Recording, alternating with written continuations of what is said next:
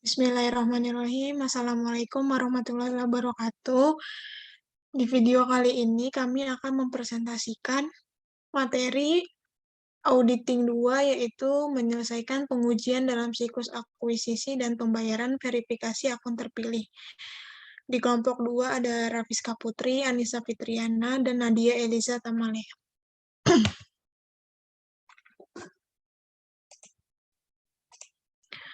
Jenis akun lain di dalam siklus perolehan dan pembayaran. Di aktiva ada kas, persediaan, perlengkapan, properti, bangunan pabrik dan peralatan, paten, merek dagang, dan hak cipta, sewa dibayar di muka, pajak dibayar di muka, asuransi dibayar di muka. Untuk beban ada harga pokok penjualan, beban sewa, pajak properti, beban pajak penghasilan, beban asuransi, beban profesional, dan tunjangan pensiun prasarana. Lalu yang ketiga ada kewajiban, yaitu ada hutang usaha, hutang sewa, honor profesional yang terhutang, pajak properti yang terhutang, beban yang masih harus dibayar lainnya, dan hutang pajak penghasilan. Metodologi untuk merancang pengujian atas rincian saldo bagi akun lainnya dalam siklus akuisisi dan pembayaran. Tahap 1, yang pertama, mengidentifikasikan risiko bisnis klien yang mempengaruhi akun lainnya. Yang kedua, menetapkan salah saji yang dapat ditoleransi dan menilai risiko inheren untuk akun lainnya. Yang ketiga, menilai risiko pengendalian untuk siklus akuisisi. Lalu yang berikutnya ada tahap 2, yang pertama merancang dan melaksanakan pengujian pengendalian dan pengujian substansif atas transaksi untuk siklus akuisisi dan pembayaran. Lalu tahap ketiga, yang pertama ada merancang dan melaksanakan prosedur analitis untuk akun lainnya. Yang kedua, merancang pengujian atas rincian saldo akun lainnya untuk memenuhi tujuan audit yang berkaitan dengan saldo. Yang berikutnya, audit atas properti, pabrik, dan peralatan. Properti, pabrik, dan peralatan adalah aktiva yang memiliki umur yang diharapkan lebih dari 1 tahun, digunakan dalam bisnis, dan tidak diperoleh untuk dijual kembali. Tujuan penggunaan aktiva sebagai bagian dari operasi bisnis klien dan umur diharapkannya yang lebih dari 1 tahun merupakan karakteristik yang signifikan yang membedakan aktiva tersebut dengan persediaan, beban dibayar di muka, dan investasi. Klasifikasi akun properti, pabrik, dan peralatan. Yang pertama, tanah dan pengembangan tanah. Yang kedua, bangunan dan perbaikan bangunan. Ketiga, peralatan dan manufaktur. Keempat, perabotan dan perkakas. Mobil dan truk, pengembangan dan leasehold, dan konstruksi dalam proses untuk properti, pabrik, dan peralatan. Audit atas properti, pabrik, dan peralatan.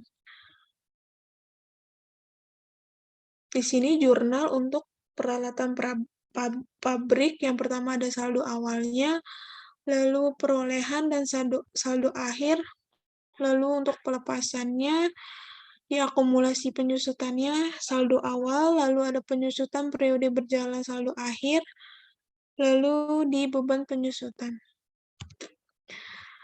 Pendebitan ke peralatan manufaktur berasal dari siklus akuisisi dan pembayaran, karena sumber debit akun aktiva adalah jurnal akuisisi. Akan tetapi, karena penambahan peralatan tidak sering dilakukan, seringkali berjumlah besar dan terkena pengendalian khusus, seperti persetujuan Dewan Direksi, auditor dapat memutuskan untuk tidak terlalu bergantung pada pengujian tersebut sebagai bukti pendukung penambahan aktiva tetap.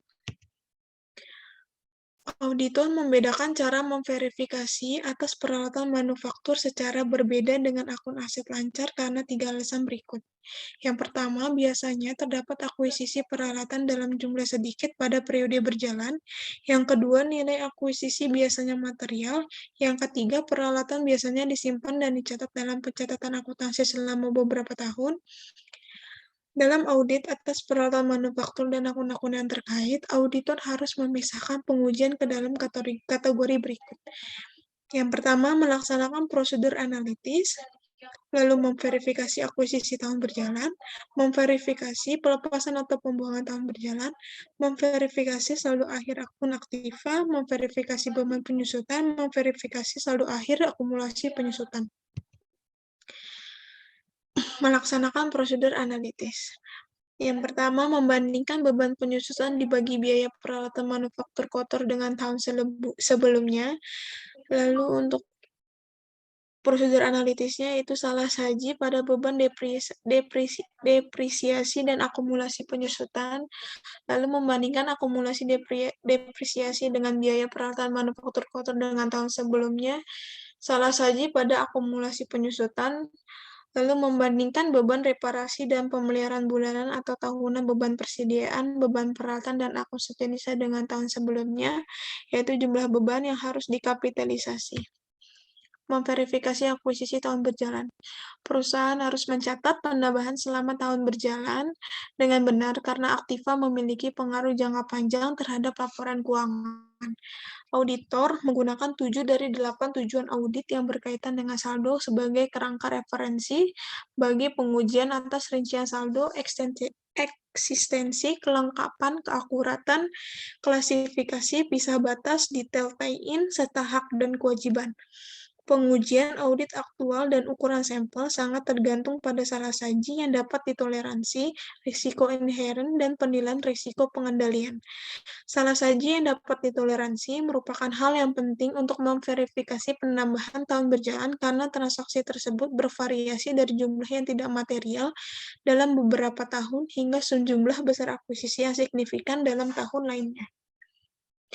Skedul yang tipikal memuat daftar setiap penambahan secara terpisah untuk mencantumkan tanggal akuisisi vendor, deskripsi, notasi apakah barang tersebut baru atau bekas, umur aktiva untuk tujuan penyusutan. Metode penyusutan dan biaya atau bekas, umur aktiva untuk tujuan penyusutan, metode penyusutan dan biaya atau harga perolehannya. Pengujian audit yang paling umum untuk memverifikasi penambahan adalah memeriksa faktor vendor. Auditor harus waspada terhadap kemungkinan kelalaian klien untuk mencantumkan biaya transportasi dan instalasi yang material sebagai bagian dari biaya akuisisi aktiva, serta kelalaian untuk mencatat dengan benar tukar tambah peralatan yang ada.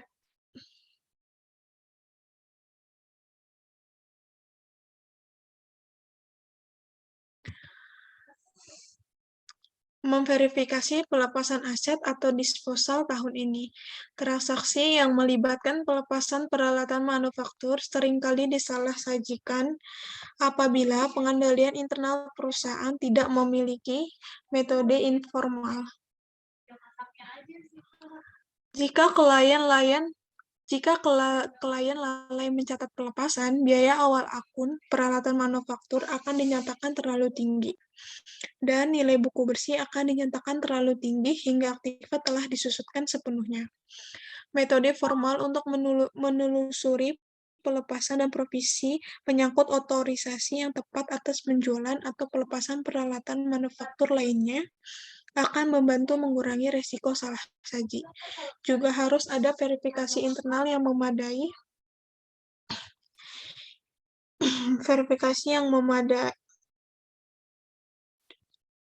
membantu mengurangi risiko salah saji, juga harus memverifikasi internal yang memadai atas pelepasan yang tercatat untuk memastikan bahwa aktiva telah dihapus dengan benar dari catatan akuntansi. Tujuan utama auditor dalam memverifikasi penjualan, tukar tambah, atau pengabaian peralatan manufaktur adalah untuk mengumpulkan bukti yang cukup bahwa semua pelepasan telah dicatat dengan pada jumlah yang benar. Titik awal untuk memverifikasi pelepasan adalah skedul klien yang berisi catatan tentang pelepasan itu. Skedul tersebut umumnya mencantumkan tanggal kapan aktiva dilepas atau dibuang, nama orang atau perusahaan yang mengakuisisi aktiva, harga jual, biaya awal, tanggal akuisisi, dan akumulasi penyusutan. Prosedur berikut seringkali digunakan untuk memverifikasi pelepasan. Yang pertama, untuk mereview apakah aktiva yang baru diakuisisi menggantikan aktiva yang ada. Lalu yang kedua, menganalisis keuntungan dan kerugian atas pelepasan aktiva dan pendapatan rupa-rupa yang diterima dari pelepasan aktiva. Mereview modifikasi pabrik dan perubahan lini produk, pajak properti, atau cakupan asuransi untuk indikasi penghapusan peralatan, melakukan tanya jawab tanya jawab dengan manajemen dan personel produksi mengenai kemungkinan pelepasan aktiva. Memverifikasi saldo akhir akun aset.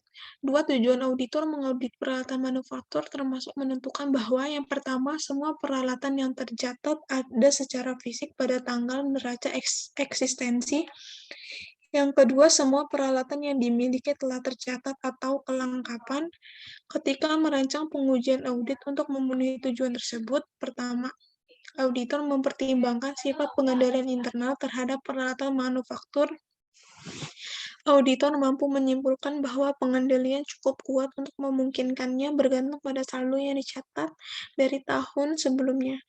Pengendalian yang penting meliputi penggunaan file induk untuk setiap aktiva tetap, pengendalian fisik yang memadai terhadap aktiva yang mudah dipindahkan, penulisan nomor identifikasi ke setiap aktiva tetap, serta penghitungan fisik periodik atas aktiva tahu Departemen Akuntansi tentang semua pelepasan aktiva tetap juga merupakan pengendalian yang penting.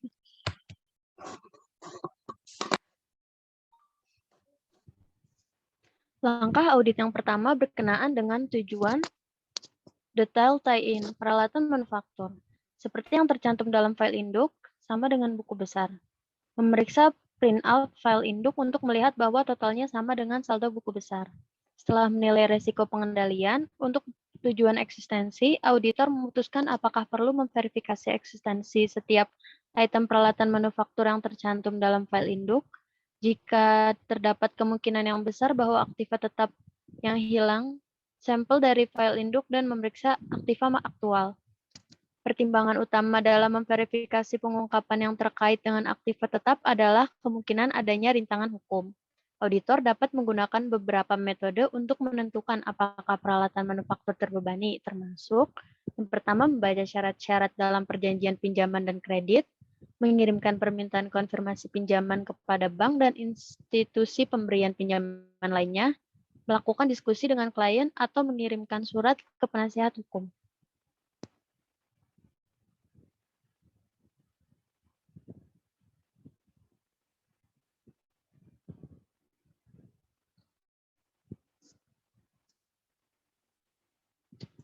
Memverifikasi beban penyusutan. Jika beban penyusutan berjumlah material, akan diperlukan lebih banyak pengujian yang terinci atas beban penyusutan ketimbang untuk akun yang telah diverifikasi melalui pengujian pengendalian dan pengujian substansif atas transaksi. Tujuan audit yang berkaitan dengan saldo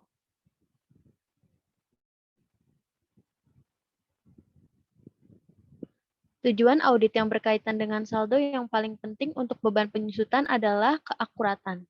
Dalam menentukan hal yang pertama, auditor harus mempertimbangkan 4 aspek, yaitu umur manfaat akuisisi periode berjalan, metode penyusutan, estimasi nilai sisa, dan kebijakan penyusutan aktiva dalam tahun akuisisi dan disposisi. Auditor membandingkan informasi yang diperoleh melalui pengujian audit atas akun beban penyusutan dengan informasi yang diungkapkan dalam catatan kaki guna memastikan informasi yang disajikan konsisten dengan metode aktual dan asumsi yang digunakan untuk menghitung serta mencatat penyusutan. Pendebitan keakumulasi penyusutan biasanya diuji sebagai bagian dari audit atas pelepasan aktiva, sementara kredit diverifikasi sebagai bagian dari beban penyusutan.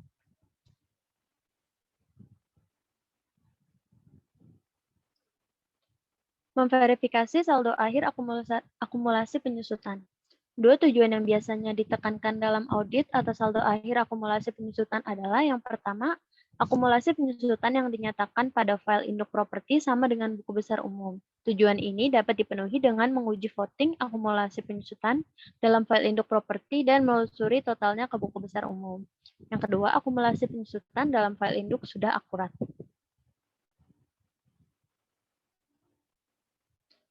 Audit beban dibayar di muka. Beban dibayar di muka, beban yang ditangguhkan dan aktiva berwujud.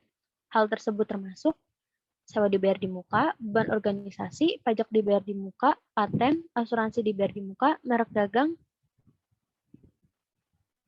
beban yang ditangguhkan dan juga hak cipta.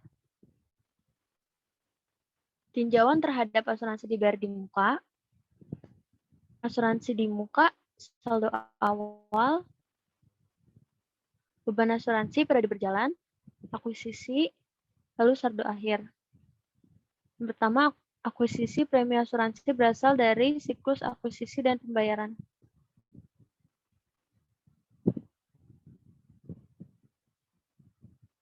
Pengendalian internal. Pengendalian internal untuk asuransi dibayar di muka dan beban asuransi dapat dibagi ke dalam 3 kategori. Yang pertama, pengendalian terhadap akuisisi dan pencatatan asuransi, pengendalian terhadap register asuransi, pengendalian terhadap penghapusan beban asuransi.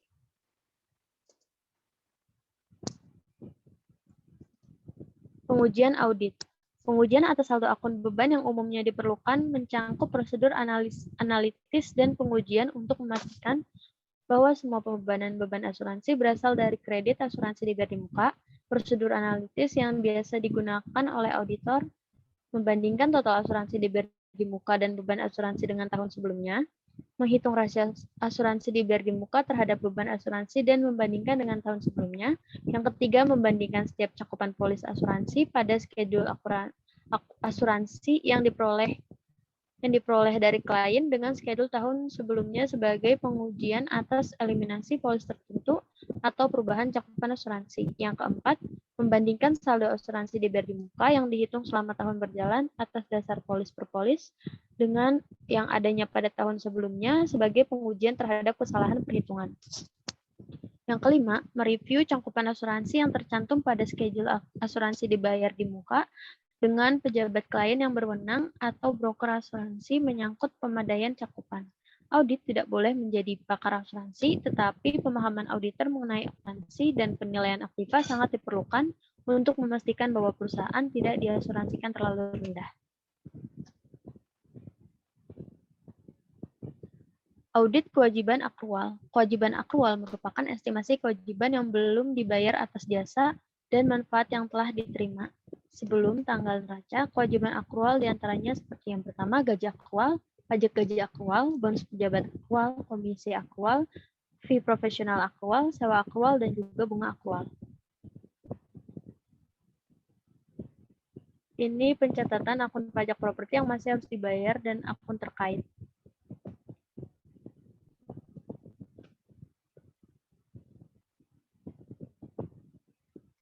Mengaudit pajak properti akrual. Penekanan dalam pengujian harus diberikan pada kewajiban pajak properti akhir dan pembayaran. Berikut dua hal yang terpenting adalah yang pertama, properti yang ada pada schedule akrual sudah tepat untuk mengakrualkan pajak.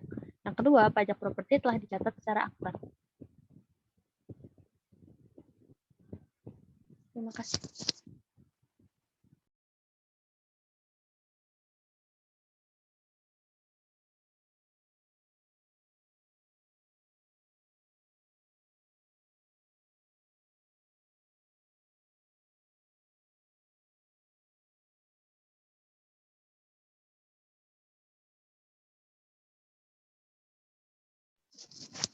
Audit akun laba dan beban. Untuk menyelesaikan pembahasan mengenai akun-akun kunci dalam siklus akuisisi dan pembayaran, akan diberikan suatu tinjauan yang menyangkut prosedur yang umumnya digunakan auditor untuk menentukan apakah akun laba dan beban dalam laporan keuangan telah disajikan secara wajar sesuai dengan prinsip-prinsip akuntansi yang diterima umum. Auditor harus yakin bahwa setiap total laba dan beban yang dicantumkan dalam laporan laba rugi serta laba bersih tidak mengandung salah sajang material. Dua konsep berikut dalam tujuan audit atas akun laba dan beban akan diperlukan ketika mempertimbangkan tujuan laporan laba rugi. Yang pertama, penandingan laba dan beban periodik diperlukan untuk menentukan hasil operasi yang tepat. Lalu, aplikasi prinsip-prinsip akuntansi yang konsisten selama periode yang berbeda diperlukan untuk komparabilitas.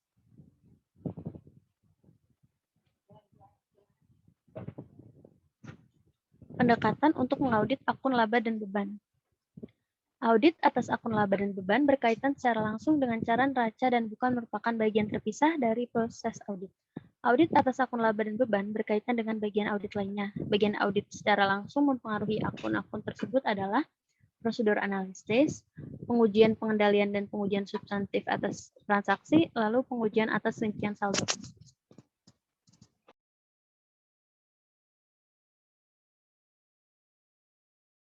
Prosedur analitis.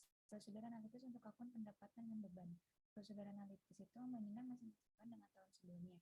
Kemungkinan salah sajinya salah saji atau kurang saji saldo di dalam akun beban. Membandingkan masing-masing aktiva dan kewajiban dengan tahun sebelumnya. Kemungkinan salah sajinya yaitu salah saji atau kurang saji akun neraca yang juga akan mempengaruhi akun laporan laba rugi. Misalnya, salah saji persediaan mempengaruhi harga pokok penjualan. Membandingkan masing-masing beban dengan anggaran. Salah saji beban dan akun neraca terkait. Membandingkan presentasi margin kotor dengan tahun sebelumnya. Kemungkinan salah sajinya salah saji harga pokok penjualan. Membandingkan asuransi DBRD Muka dengan tahun sebelumnya. Kemungkinan salah saji beban asuransi dan asuransi DBRD Muka. Membandingkan beban komisi dibagi dengan penjualan dengan tahun sebelumnya.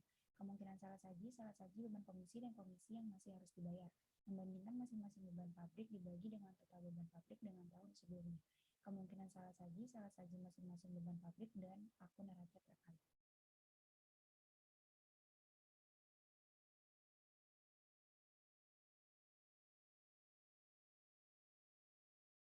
Pengujian pengendalian dan pengujian substansif atas transaksi. Baik pengujian pengendalian maupun pengujian substansif atas transaksi memiliki dampak yang secara simultan memverifikasi akun neraca dan laporan laba rugi.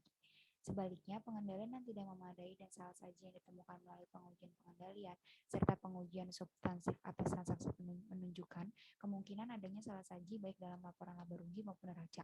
Sarana yang paling penting untuk memverifikasi banyak akun laporan laba rugi pada setiap siklus transaksi adalah memahami pengendalian internal dan pengujian pengendalian serta pengujian substansif atas transaksi yang berhubungan.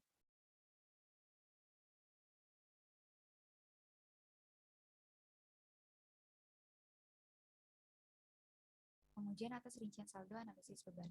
Auditor harus menganalisis jumlah tercantum dalam akun laporan laba rugi tertentu walaupun pengujian yang telah disinggung sebelumnya sudah dilakukan. Analisis akun beban atau expense akun analis melibatkan pemeriksaan auditor terhadap pendokumentasian yang mendasari setiap transaksi dan jumlah yang terdiri dari rincian total akun dan beban. Dokumen itu sejenis dengan yang digunakan untuk memeriksa transaksi sebagai bagian dari pengujian transaksi akuisisi termasuk faktor laporan penerimaan, pesanan pembelian, kontrak. Dalam analisis beban dan akun laporan laba rugi lainnya, auditor memverifikasi transaksi pada akun-akun khusus untuk menentukan apakah transaksi itu dilakukan klien yang sesuai diklarifikasikan dengan benar dan dicatat secara akurat.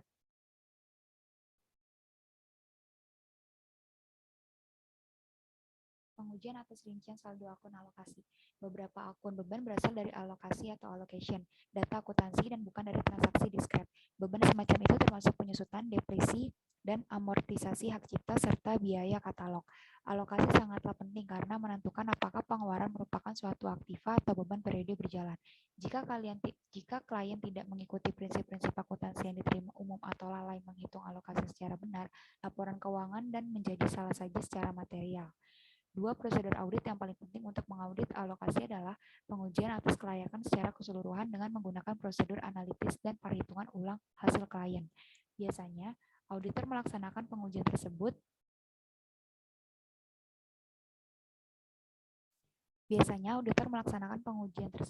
sebagai bagian dari audit atas akun aset atau kewajiban terkait.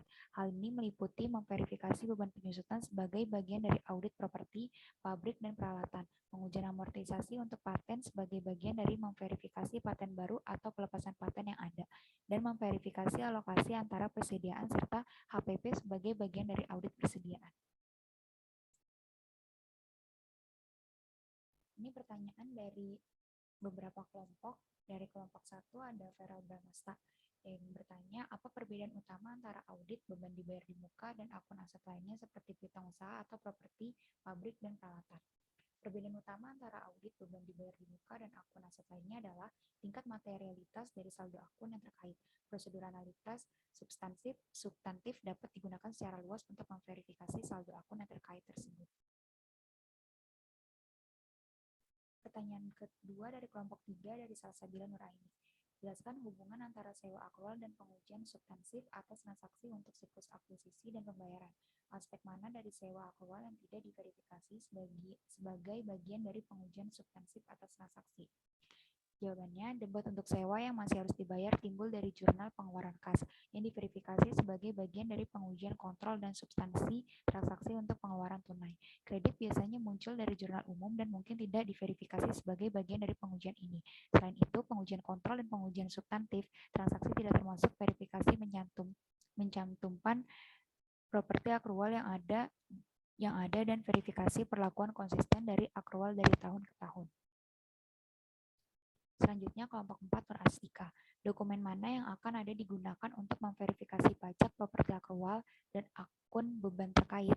Jawabannya, yang pertama ada perbuatan ke properti, kedua pengambilan pajak properti, ketiga cek yang dibatalkan, yang keempat faktur dari otoritas perpajakan.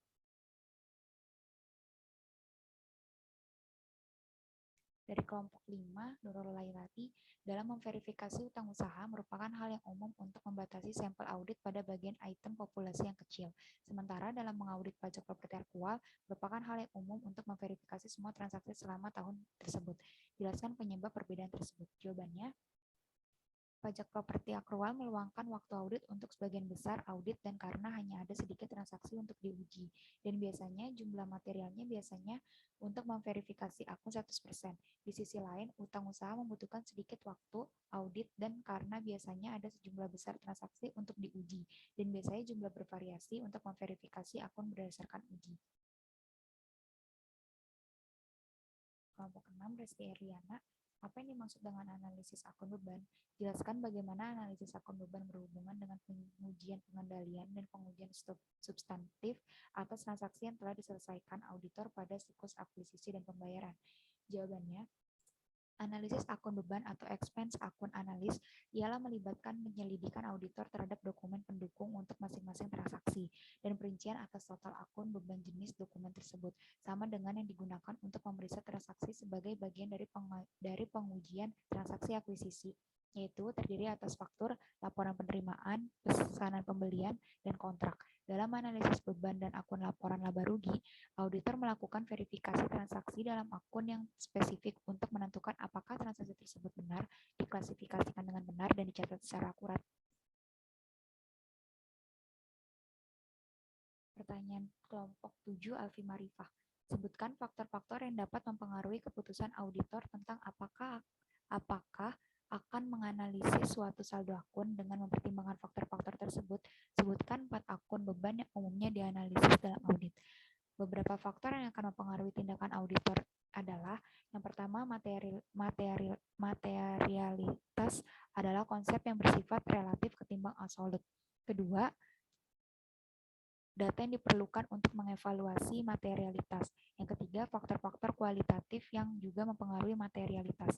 Auditor seringkali menganalisi pertama, akun beban reparasi dan pemeliharaan untuk menentukan apakah mereka telah salah mencantumkan transaksi properti, pabrik, dan peralatan. Kedua, beban sewa dan lease guna menentukan kebutuhan untuk mengkapitalisasi lease. Ketiga, beban hukum untuk menentukan apakah ada kewajiban kontingen yang potensial, perselisihan, tindakan ilegal, atau masalah hukum lainnya yang dapat mempengaruhi laporan keuangan. Dan yang keempat, akun beban yang berasal dari alokasi data akuntansi dan bukan dari transfer diskret. Beban semacam itu termasuk penyusutan, depresi, dan amortisasi hak cipta serta katalog. Dan pertanyaan kelompok 8 dari Ruslan Abdul Ghani, bagaimana pendekatan untuk memverifikasi beban reparasi akan berbeda dari yang digunakan untuk mengaudit beban penyusutan? Mengapa pendekatan tersebut akan berbeda? Dalam analisis beban dan akun laporan laba rugi lainnya, auditor memverifikasi transaksi pada akun-akun khusus untuk menentukan apakah transaksi tersebut dilakukan klien yang sesuai, diklarifikasi dengan benar, dan dicatat secara akurat. Auditor seringkali menganalisis transaksi akun beban sebagai bagian dari verifikasi aset terkait. Sudah umum bagi auditor untuk menganalisis reparasi dan pemeliharaan sebagai bagian dari memverifikasi aset tetap. Akun beban, reparasi, dan pemeliharaan dianalisa auditor untuk menentukan apakah mereka telah salah mencantumkan transaksi, properti, pabrik, dan peralatan. Pertanyaan dari kelompok 9, Yulianti Rasita. Jelaskan mengapa audit asuransi dibayar di muka biasanya akan menghabiskan jumlah waktu audit yang relatif singkat jika penilaian risiko pengendalian klien untuk akuisisi adalah rendah. Jawabannya, saldo awal dan saldo akhir asuransi dibayar di muka biasanya tidak material dan hanya terdapat sedikit transaksi di debit dan di kredit atas saldo tersebut selama 1 tahun berjalan. Sebagian besar berjumlah kecil dan mudah dipahami. Oleh karena itu, auditor hanya perlu menggunakan sedikit waktunya dalam melakukan verifikasi saldo atau transaksi. Jika auditor memutuskan untuk tidak melakukan verifikasi perincian saldo tersebut, maka prosedur analitis menjadi penting untuk mengidentifikasi potensi salah saji material. Sekian dari kelompok kami, kurang lebihnya mohon maaf. Wassalamualaikum warahmatullahi wabarakatuh.